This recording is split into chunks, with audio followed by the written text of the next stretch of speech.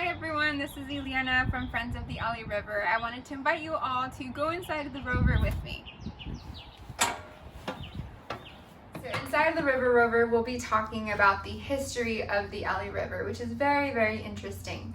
I want us all to travel back in time a few hundred years ago and imagine the river when there was no concrete, when there was a lot of vegetation, a lot of soil, and different plants and animals thriving all along the entire river. Before the city of LA was established, it was a Tangba village called Yanga. And the Tangba people lived here. They were the first inhabitants, and they lived here for thousands and thousands of years. And the reason why they decided to call this area their home was because there was a wild river running through that would provide them with everything they needed. Fish, plenty of wildlife to hunt, clean water, and the area looked more so like this.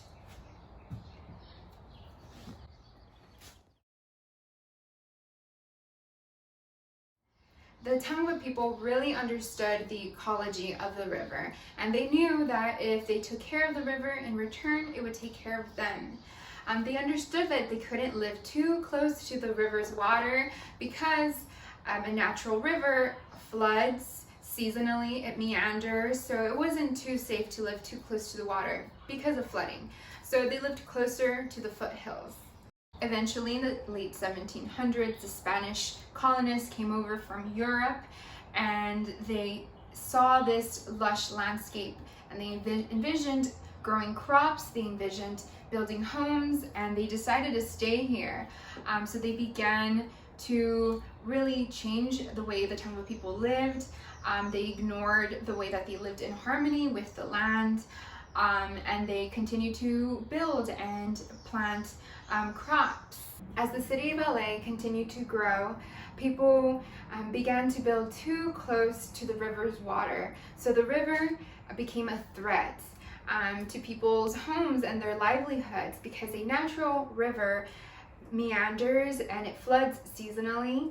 And so every time it would rain a lot, and there was flooding, great flood events that would destroy people's homes, wipe out roads. If you look at this photo here, this is an example of what it would happen when it would rain. And in March of 1938, continuous rain fell on Los Angeles for 5 days.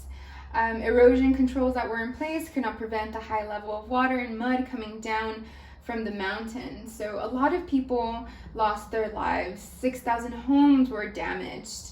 And the city of LA finally decided, to put their foot down, and they decided to take action. And what they decided to do was to control the river. During this time, there was two very contrasting ideas that were presented to the city. The first idea was presented by the Olmsted brothers, who were park planners. They thought about nature and incorporating nature into the city. They presented this very elaborate plan to the city, which they called the Emerald Necklace. So they envisioned creating continuous green space. And at the same time, the Army Corps of Engineers presented a very different idea to the city. They said, how about we build a flood control channel, and in this way we'll be able to deepen the river, straighten it out, and allow water to rush down as quickly as possible, and in this way people's homes will remain safe. During this time, the city of LA really didn't have that much money, so they decided to go with the Army Corps of Engineers, because the Army Corps of Engineers also promised that they would maintain this new flood control channel for the rest of time. So in 1938, the Army Corps of Engineers, along with the Department of Public Works, began on this huge endeavor to pave over the entire river. So this project took about 20 years. 17,000 workers worked on this project. They required 3 million barrels of concrete, and just imagine all the soil that had to be removed. They had to remove 800,000 truckloads of soil. They had to get it out of the way in order to bring in the concrete and straighten out the river and pave over the entire thing.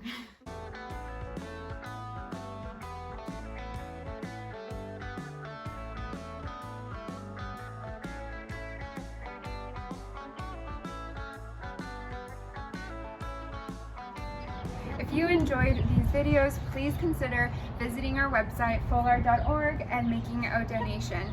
Your contribution will really help us continue to expand our education programs, our online curriculum, our policy work, and will really help us come up with unique ways to connect the community to the river and to all the nature around us.